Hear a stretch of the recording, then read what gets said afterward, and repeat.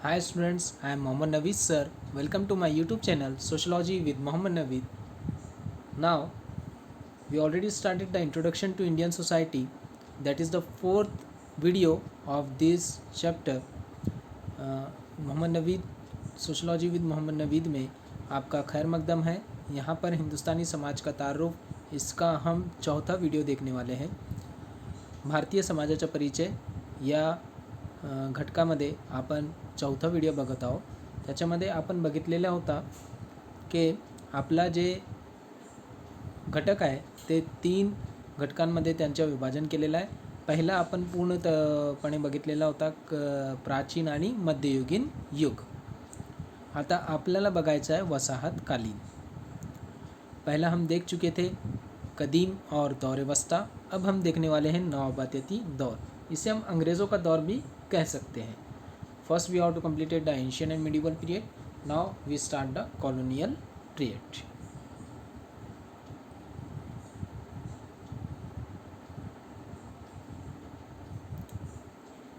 Colonial period. अब नवाबतियाती दौर कौन सा, वसाहतकालीन युग कोणता? 16व्या शतकात व्यापाराच्या उद्दिष्टेने पोर्तुगीज भारतात आले आणि 17व्या शतकात पूर्वार्धात डच आणि ब्रिटिश ही भारताच्या किनाऱ्यावर उतरले। फ्रेंचसुद्धा भारतात पोहोचले, पण त्यांचे अस्तित्व अधिक प्रकर्षाने फक्त दक्षिण भारताचे पाँडिचेरी येथील जाणवले। 16वीं सदी में तिजारत की गर्ज से कौन आए? सबसे पहले पुर्तगीज़ आए हिंदुस्तान में। उसके बाद 17वीं सदी में डच और अंग्रेज़ ये दोनों भी क्या हुए, भारत के किनारों पर पहुंचने लगे।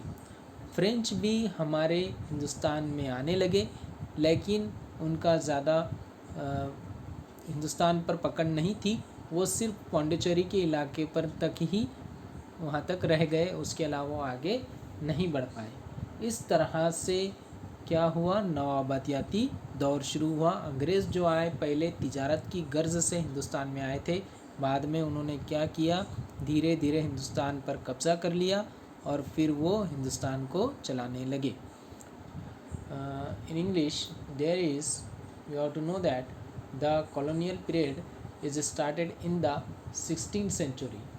The Portuguese enter India for trade in 16th century. After that there is 17th century. The Dutch and British also landed in our shore. The French to come to India, but their presence is felt especially in Pondicherry. So that is only respected only in the area of Pondicherry. So we have to seeing that there is a first point is given in the colonial period, that is education. जो हमको पहला नुक्ता दिखाई दे रहा है वो है तालीम के नवाबती दौर में तालीम कैसी थी। वसाहतकालीन काळात आपल्याला बघायचं आहे, युगात बघायचं आहे आपल्याला की आपली शिक्षण पद्धती कशी होती। तर शिक्षण पद्धतीची बघायला आपल्याला सुरुवात करायची आहे ब्रिटिश शिक्षण पद्धती। तर ब्रिटिशांनी काय केलं, भारतात प्रस्थापित केलेल्या शिक्षण पद्धती दूरगामी परिणाम पुढील प्रमाणे आहेत। उच्च शालेय पातळीवर शिक्षण इंग्रजी भाषेतून दिले जाई। त्यांचा शिक्षण कोणती भाषेत होता, इंग्रजीमध्ये होता। त्यामुळे आधुनिक शिक्षण घेतलेल्या लोकांमध्ये इंग्रजी ही संपर्क भाषा बनली। आता आपण बघू शकता इंग्रजी आपली संपर्क भाषा पण बनलेली आहे। शाळा आणि महाविद्यालयामध्ये सर्व वंश, जाती आणि धर्मांच्या मुला व मुलींना प्रवेश घेण्याची मुभा होती। म्हणजे आपण बघू शकता की कोणताही शाळा असे, काय महाविद्यालय असे, त्यामध्ये कोणतेही वंशचा असेल, कोणतेही जाती आपण बघू शकता। आपण वर्ण व्यवस्थामध्ये बघितलेलं आहे, ब्राह्मण, क्षत्रिय, वैश्य आणि शूद्रांना त्यांची अधिकार नाही होता कसला शिक्षण घेण्याचा, पण इथे काय होता, शिक्षण पद्धती जे ब्रिटिश शिक्षण पद्धती होती त्यामध्ये त्यांना कोणतीही जातीला मनाई नव्हती, कोणत्याही धर्माला मनाई नव्हती आणि कोणतेही मुलांना व मुलींना प्रवेश घेण्याची मुभा होती. म्हणजे शिक्षण पद्धती सर्वांसाठी मोठी केली गेली होती. तर शिक्षण पद्धती जी होती ब्रिटिश कालखंडात ते खूप मोठी होती. The British setup a system of education which had for reaching impact on Indian society. The medium of instruction in the high school now become English. It became the common language of communication among the learned people.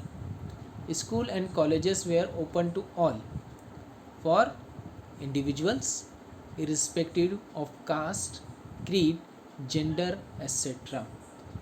यानी जो स्कूलें थी वो सभी के लिए open कर दी गई थी, वो कोई भी ज़ात का हो, कोई भी मज़हब का हो, कोई भी उसकी जिन्स हो, उसके लिए स्कूलें ओपन कर दी गई थी. The Indian university act 1856 enabled the establishment of first university in Calcutta, that is Kolkata, Bombay, that is become Mumbai, and Madras, that is become Chennai. So there are 3 universities are established in the Indian University Act 1856, that is in Kolkata, Bombay and Madras. याच्यानंतर काय झालं, Indian university act बनला, त्याच्यामध्ये 1856ला हे act बनला. त्यांच्या अन्वये कलकत्ता ते आजच्या काय झालेला आहे कोलकाता, बॉम्बे ते आजचं झालेलं आहे मुंबई आणि मद्रास ते आजचं झालेलं आहे चेन्नई, इथे ते यूनिवर्सिटीची सुरुवात झाली. इंडियन यूनिवर्सिटी एक्ट बनाया गया 1856 में, जिसके एतबार से यूनिवर्सिटी कायम की गई हिंदुस्तान में, जिसमें पहली यूनिवर्सिटी जो थी वो कलकत्ता में जो आज कोलकाता बन चुका है, मुंबई में, बॉम्बे में जो आज मुंबई बन चुका है, मद्रास में जो आज चेन्नई बन चुका है. इस तरह से वहाँ पर क्या किया गया, यूनिवर्सिटीज़ बनाई गई और यूनिवर्सिटी में तमाम तरह की तालीमें दी जाती थी. जैसे वहाँ पर जैसे पहले मज़हबी तालीम दी जाती थी सिर्फ किसी भी मज़हब में, लेकिन यहाँ पर आपको मैथ्स यानी हिसाब भी सिखाया जाता था, यहाँ पर साइंस भी सिखाया जाता था, यहाँ पर आपको तारीख़ भी सिखाई जाती थी, यहाँ पर आपको समाजियात भी सिखाई जाती थी. इस तरह की तमाम तालीमात यहाँ पर दी जाती थी. इसलिए ये तालीमी दौर जो था ये बहुत ही ऊंचा और सेक्युलर तालीमी दौर इसे कहा जाता है. या शिक्षण पद्धतीमध्ये याला सेक्युलर शिक्षण पद्धती पण म्हणता येईल. त्यामध्ये गणित, विज्ञान, तत्वज्ञान, समाजशास्त्र, इतिहास यासारख्या विषयांचा समावेश होता. इसी तरह से ये तमाम तालीमात जो है लोगों को दी जाने लगी. The content of education was not religion oriented.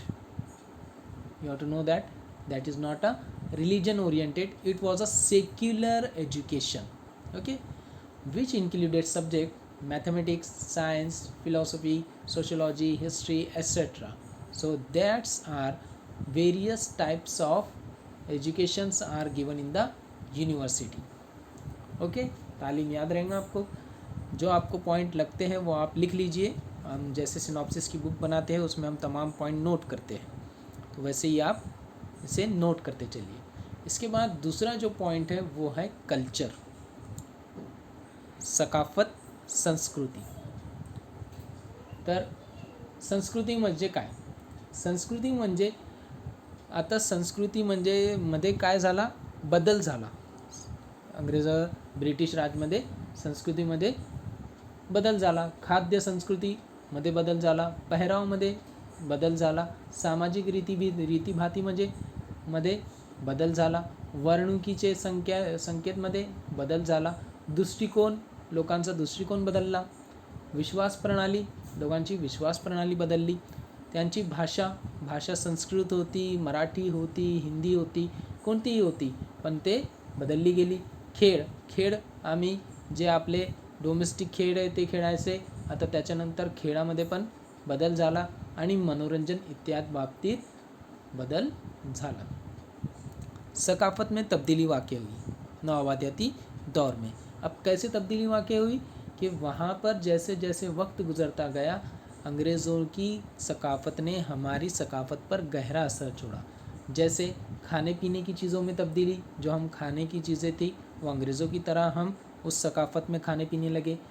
पहनाव बदल गया हमारा, जो हमारे कपड़े वगैरह की पहनाव थे वो सब तब्दील हो गए।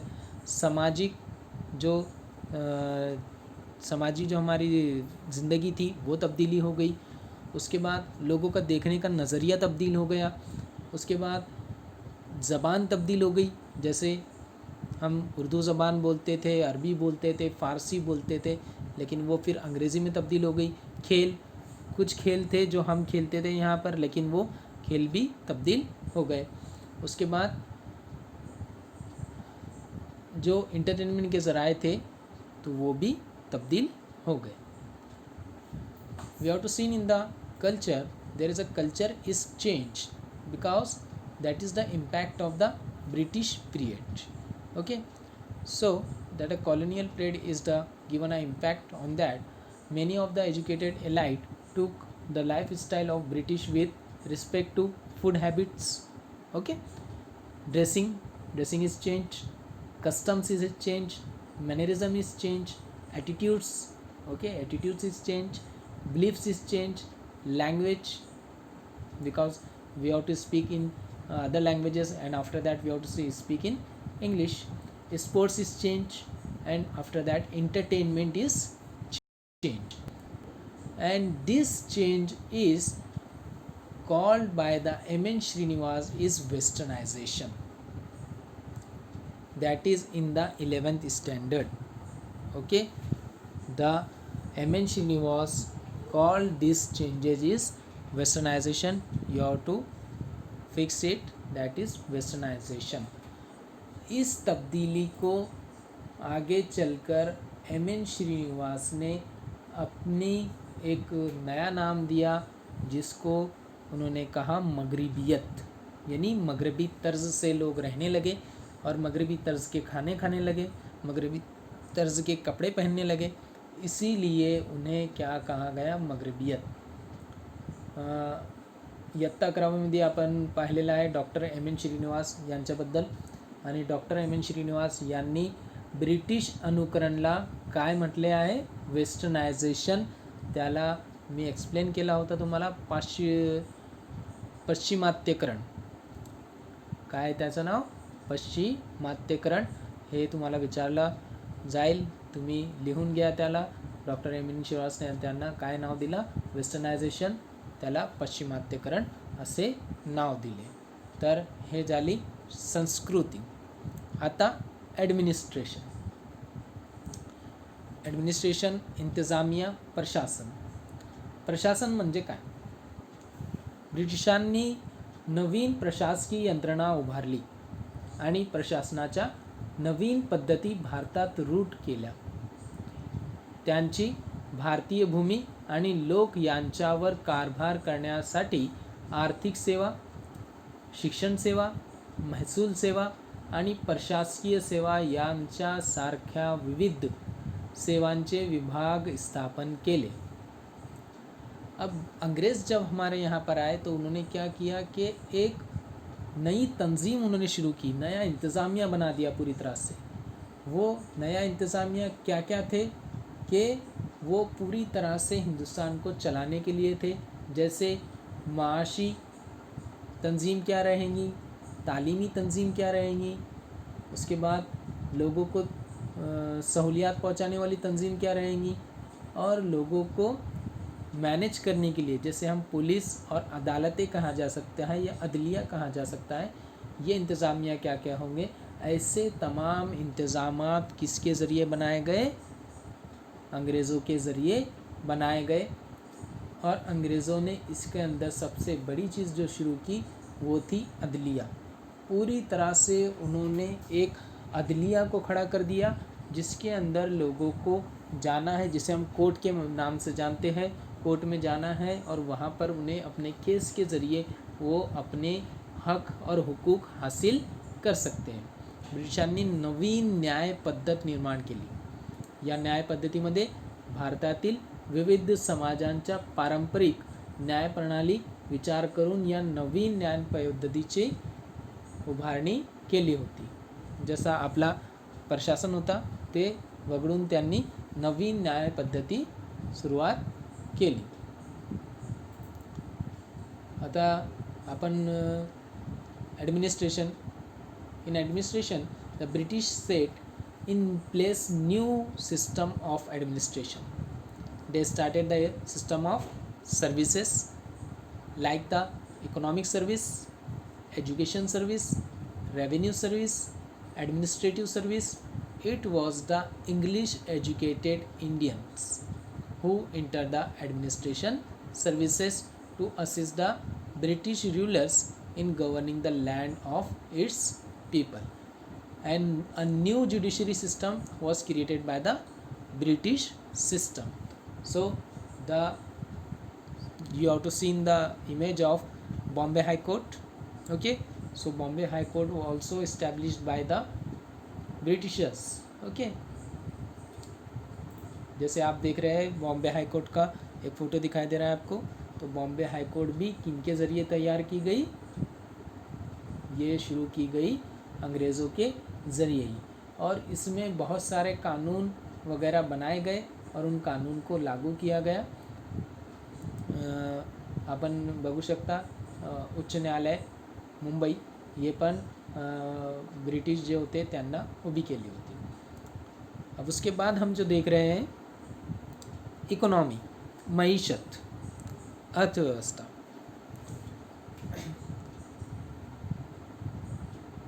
अर्थव्यवस्था औद्योगिक वाढ आणि तिच्या हातात हात घालून घेणारे शहरीकरण यामुळे वसाहतींच्या काळात भारतातील अर्थव्यवस्थेत मूलभूत स्वरूपाचे बदल घडून आले. बदलती अर्थव्यवस्था आणि औद्योगिक कारखान्यांच्या संख्येमधील वाढ यांच्यामुळे जातीनुसार कौशल्ये, व्यवसाय आणि त्यावर आधारलेले सामाजिक बंधन यांची चौकट हळूहळू बदलू लागली. म्हणजे जाती व्यवस्था पूर्णपणे रोखली गेली. शिक्षण आणि उत्पन्न या निकषानुसार आधारलेले नवीन सामाजिक वर्ग उदयाला येऊ लागले. नवीन सामाजिक वर्ग दिसायला लागले. त्यांच्यावरती काही धर्मची, जातची काही उभारणी नव्हती. ते पूर्ण नवीन सामाजिक वर्ग होता आणि ते शिक्षण आणि उत्पन्न यावर काय होता? आधारित होता. ये क्या हुआ? जैसे जैसे तरक्की करता गया मुल्क, तो उसमें जैसे जैसे सनती दौर और सनती कारखाने जो अमल में आने लगे, जिसकी वजह से बहुत ज़्यादा मईशत में तब्दीली हुई. मईशत बढ़ती चली गई और मईशत में तब्दीली होने की वजह से क्या हुआ कि ऐसे लोग सामने आने लगे जो मज़हबी एतबार से अलग थे, जो ज़ाती एतबार से अलग थे, जो पेशे के एतबार से अलग थे, लेकिन वो सनतों के अंदर एक साथ काम करते थे. पहले ऐसा नहीं होता था, लेकिन जैसे ही ये दौर शुरू हुआ, कॉलोनियल पीरियड शुरू हुआ, नवाबती दौर शुरू हुआ, तो तब ये सब लोग एक साथ काम करने लगे. इसी तरह से ये तमाम लोग काम करने लगे और धीरे धीरे ऐसा समाज सामने आया जहाँ पर क्या था? तालीम और कमाई यानी दौलत. तालीम और दौलत के एतबार से नया समाज देखा जाने लगा. जिसकी तालीम ज़्यादा और जिसकी दौलत या उत्पन्न, जिसके पास ज़रिए माश ज़्यादा, उसी को ज़्यादा इज़्ज़त दी जाने लगी बनिस्बत उसकी ज़ात के, बनिस्बत उसके मज़हब के. तो इस तरह से मईशत को पूरी तरह से तब्दील कर दिया. किसने? कॉलोनियल पीरियड ने, नवाबादियाती दौर ने. इस तरह से ये तब्दीली आते चली गई पूरी तरह से. अब उसके बाद जो आया वो था नकलो हमल और मवासलात, ट्रांसपोर्ट एंड कम्युनिकेशन, दळणवळण आणि संपर्क. भारतमध्ये रेल्वेचा आणि रस्ते यांची उभारणी कोणी केली होती? ब्रिटिशांनी केली होती. तसेच टपाल आणि तार या सोयी कोण सुरू केली? ब्रिटिशांनी केली. आणि त्यामुळे देशांच्या कोनाकोपऱ्यातील लोकांपर्यंत आणि स्त्रोतापर्यंत पोहोचणे सहज शक्य झाले. 1869 मध्ये सुएझ कालवा खुला झाल्यामुळे व्यापार वाढला. त्यामुळे पूर्वी भारतातील कच्चा माल इंग्लंडला पोहोचण्याचे कठीण असलेले काम सोपे झाले. वाहतूक आणि संपर्क यांच्या साधनांमधील सुधारणामुळे भारतीय कच्च्या मालासाठी अधिक बाजारपेठा उपलब्ध झाल्या. अब जैसे हम देखते हैं नकलो हमल और मवासलात, तो नकलो हमल बहुत आसानी से हो गए और मवासलात यानी एक दूसरे से जो हम ताल्लुकात कायम कर सकते हैं, तो एक दूसरे से बात कर सकते हैं, एक दूसरे से ताल्लुकात रख सकते हैं. इस तरह से ये नकलो अमल और मवासलात शुरू हुए. तो जैसे हिंदुस्तानी रेलवे किसके ज़रिए शुरू की गई? अंग्रेज़ों के ज़रिए.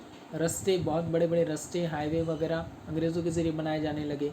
टपाल बनाया गया यानी पोस्ट जिसे हम कहते हैं.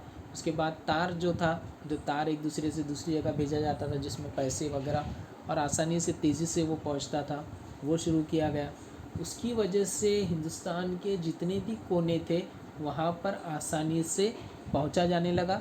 और 1869 में सुएझ कालवा एक मुआहदा हुआ, जिसकी वजह से क्या हुआ कि पूरी दुनिया में और ख़ासकर इंग्लैंड में पहुंचना आसान हो गया. कच्चे माल को, खाम माल को पहुंचना बहुत आसान हो गया, जिसकी वजह से जो काम बहुत मुश्किल था वो आसानी से होने लगा और नकलो हमल और मवासलात जो है बहुत तेज़ी से बढ़ गए, जिसे हम देख सकते हैं.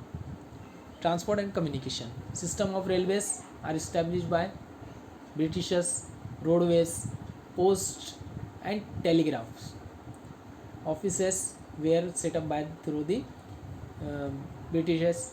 Length and breadth of the country, these were ways in which it became possible to reach people in all parts of the country and access resources. In 1869, the Suez Canal was opened to promote trader interests. Earlier, the Indian raw materials could not easily transported to the England. After that, development of transportation and communication led to an increase in market outlets for Indian raw materials. Okay, इसके बाद हम जो देख रहे हैं वो है राष्ट्रवादी चळवळ, कॉम परस्त तहरीक, नॅशनल मुवमेंट. संपर्कासाठी इंग्रजी भाषेच्या शिक्षितांना गटामधील वाढता वापर हा राष्ट्रवादाचा प्रसार आणि प्रचार करण्यासाठी फार महत्त्वाचा ठरला. त्यामुळे राष्ट्रवादाच्या चळवळीला चालना मिळाली. भारतीयांमध्ये परकीय ब्रिटिशांच्या सत्तेविरुद्ध निर्माण झालेल्या असंतोषाच्या भावनेमुळे ब्रिटिशांविरुद्ध चले जाओ या पुकारा केला गेला आणि भारतीयांच्या स्वातंत्र्य लढ्याला गती मिळाली. 19व्या शतकामध्ये भारतीय राष्ट्रीय काँग्रेस उदय, महात्मा गांधी स्वातंत्र्य लढ्याच्या नेतृत्व स्वीकारणे या गोष्टी घडून आल्या. क्या हुआ कि कौम परस्त तहरीकें इसलिए शुरू हो चुकी क्योंकि हिंदुस्तान के अंदर हर रीजन में आपको अलग अलग ज़बानें थी. उन ज़बानों के एतबार से लोगों को समझाना बहुत मुश्किल था कि हमें कैसे हमारे मुल्क का मुहाफ़िज़ बनना है, हमारे मुल्क की हिफाजत करनी है. तो जैसे ही अंग्रेज़ी तालीमी दौर शुरू हुआ तो लोगों को समझाना इजी हो गया, समझाना आसान हो गया. और इसकी वजह से एक अंग्रेज़ों के ख़िलाफ़ एक तहरीक बन गई जिसका नाम था चले जाओ. इस तरह की तहरीक बन गई. उसके बाद 19वीं सदी आई और उसमें कांग्रेस, इंडियन नेशनल कांग्रेस बनी, जिन्होंने आज़ादी के अंदर बहुत बड़ी तहरीक चलाई. उसके बाद महात्मा गांधी जो हमारे राष्ट्रपिता हैं, उन्होंने बहुत बड़ी तहरीक चलाई और इस तरह से राष्ट्रीय तहरीक चलने लगी, जिसकी वजह से बहुत हमें आसानी मिली। Nationalist movement. Use of English as a common language of communication among the educated elite played a significant role in networking, promoting nationalism, and thereafter the nationalist movement received momentum because of English. The awakening among the Indian masses against aligned rule resulted in the call for expulsion of British from India and to fight for independence. The 19th century saw the emergence of Indian National Congress and Mahatma Gandhi as the key figure in the call of independence.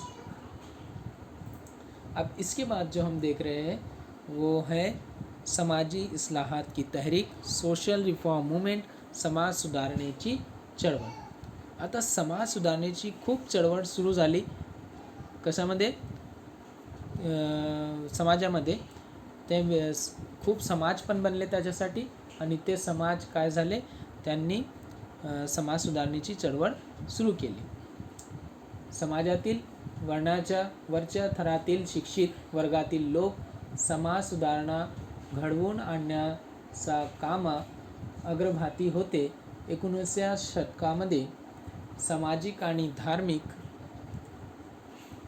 सुधारणेचे अनेक चळवळी उभ्या राहिल्या. यातील बहुतेक गट सामाजिक सुधारणेचे आपल्या स्थानिक पातळीवर काम करत होते.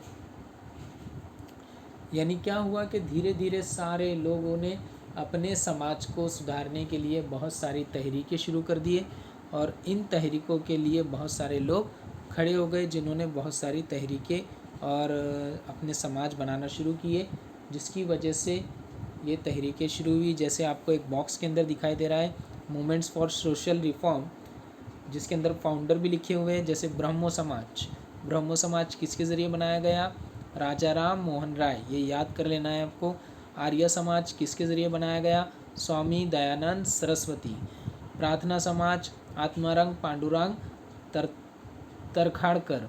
उसके बाद सत्यशोधक समाज महात्मा ज्योतिराव फुले.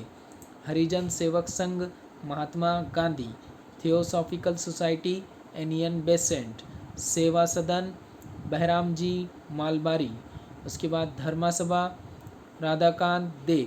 उसके बाद वहाबी मूवमेंट सैयद वलीउल्लाह और सेल्फ रिस्पेक्ट मूवमेंट एरोट वी रामास्वामी पेरियार. इस तरह से बहुत सारी समाजी तहरीकें चलाई जाने लगी. समाजी तहरीकों में तमाम लोगों को हुकूक दिए गए, जैसे बहुत सारे लोगों को समाजी हुकूक हासिल नहीं थे, उसके लिए भी. उसके अलावा सती की रस्म जो थी, दोबारा शादी की जो रस्में थी, इनको भी बहाल किया गया. उसके बाद हम जो देखने वाले हैं वो है समाजी कानून साजी, सोशल लेजिस्लेशन, सामाजिक कायदे. कायद्यांचा संबंध सामाजिक न्याय, समाज कल्याण, अपेक्षित सामाजिक सुधारणे तसेच भारतीय समाजातील दुर्बल घटकांना संरक्षण देणे या गोष्टींची आहे. समाज सुधारणांना प्रयत्न करणारे गट आणि संघ यांची संख्या वाढल्यामुळे प्रचलित दुष्ट प्रथांवर बंदी आणणारे कायदे अंमलात आणण्यासाठी ब्रिटिश सरकारवर दडपण आणणे त्यांना शक्य झाले. हे लक्षात घ्यायला हवे की केवळ कायदे करून समाज परिवर्तन साधता येत नाही, मात्र त्यामुळे अन्याय, दडपशाही, शोषण आणि अशब्दांचा प्रयोग यांच्यासारख्या गोष्टींना बळी पडलेल्यासाठी त्यातून आशा निर्माण होते. अब समाजी कानून साजी ये जो थी अंग्रेज़ों के ज़रिए बहुत तेज़ी से फैली, क्योंकि अंग्रेज़ों पर ये जो समाज हमने भी देखे, जो समाज बनाए गए थे, इन समाजों के ज़रिए बहुत तेज़ी से ये समाजी इस्लाहात की जो तहरीकें चली, इन समाजी इस्लाहात की तहरीक के ज़रिए जब समाजी कानून साजी अंग्रेज़ों पर दबाव लाया गया, कि इस तरह के कानून जो हैं ये बंद किए जाए, और उन कवानीन को बंद करने के बाद बहुत सारे समाजी तब्दीलियाँ हमें देखने मिली। जैसे आपकी स्क्रीन पर कुछ समाजी तहरीकें दिखाई दे रही है कि 1829 में अंग्रेज़ों के दौर में ही ये सारे तो कवानीन अंग्रेज़ों के दौर में है जो दिखाई दे रहे हैं आपको। सती मुखालिफत कानून बना। उसके बाद जो 1843 में इंडियन स्लेवरी एक्ट बना। उसके बाद 1850 में जो बना वो कास्ट डिसेबिलिटी यानी ज़ाती मुखालिफत कानून बना। 1856 में हिंदू विडो रीमैरिज, हिंदू और ख़वातीन को दोबारा शादी करने की आज़ादी नहीं थी, उनको उनका हक मिला। उसके बाद 1870 में फीमेल इन्फेक्टिसाइड प्रिवेंशन एक्ट, यानी जिसे हम कह सकते हैं कि ख़वातीन के पेट में ही लड़कियों को मार दिया जाता था, तो उसे स्त्री भ्रूण हत्या भी कहते हैं हम, वो एक्ट बना। फिर 1872 में द सिविल मैरिज एक्ट बना, यानी जिसके अंदर सबके लिए एक कानून था। उसके बाद 1929 में चाइल्ड मैरिज एक्ट बना, यानी बचपन की शादी का मुखालिफत ममानती कानून बना। इस तरह के कानून बने। मराठीमध्ये आपण बघू शकता की 1829 मध्ये सती प्रतिबंधक कायदा, त्याच्यानंतर 1843 मध्ये इंडियन स्लेव्हरी कायदा, त्याच्यानंतर 1850 मध्ये कास्ट डिसएबिलिटी रिमूव्हल कायदा, त्याच्यानंतर 1856 मध्ये विधवा पुनर्विवाह कायदा, त्याच्यानंतर 1870 मध्ये स्त्री भ्रूण हत्या प्रतिबंध कायदा, त्याच्यानंतर 1872 मध्ये स्पेशल मॅरेज ॲक्ट कायदा बनला, त्याच्यानंतर 1929 मध्ये बालविवाह विरोधी कायदा. अशा प्रकारे काय झाला, समाज घडता आला. तर आपला हे झालेलं आहे पूर्ण कॉलोनियल पीरियड, वसाहतकालीन काल, नवाबतेती दौर. इसके बाद हमारा कंप्लीट होता है.